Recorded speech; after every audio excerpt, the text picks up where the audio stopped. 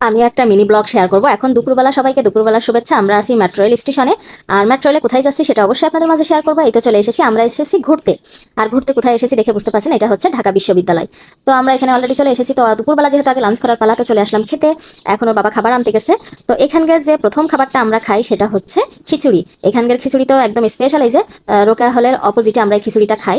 আমাদের এত পছন্দের, যতবার যাই খিচুড়িটা খাই। ওটা খাওয়া শেষ করে এখন নিয়ে নিয়েছি কলা ভর্তা।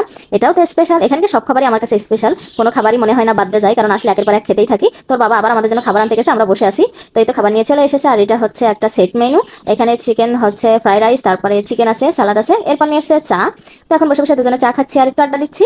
তো আসলে আমরা বাইরে বের হলে প্রচুর খাওয়া দাওয়া করি, আর বিশেষ করে ঢাকা বিশ্ববিদ্যালয়ে গেলে তো কথাই নেই। শুধু এখানে না, আমরা সব জায়গায় খাওয়া দাওয়া বেশি করি। এরপরে নিয়ে নিয়েছি বাদাম। বাদাম খাওয়া শেষ করে নিয়ে নিয়েছি লাচ্ছি। সবাই মিলে লাচ্ছি খেয়ে নিচ্ছি। আর তারপরে আর কি, এরপরে আমরা হচ্ছে আবার একটা কলা ভর্তা কিনেছি। আমার মেয়ে তো স্পেশাল কলা ভর্তা খুব পছন্দ করে, নিয়ে বাসায় চলে আসছি। এই ছিল আমার আজকের ভিডিও। কেমন লেগেছে সবাই কমেন্ট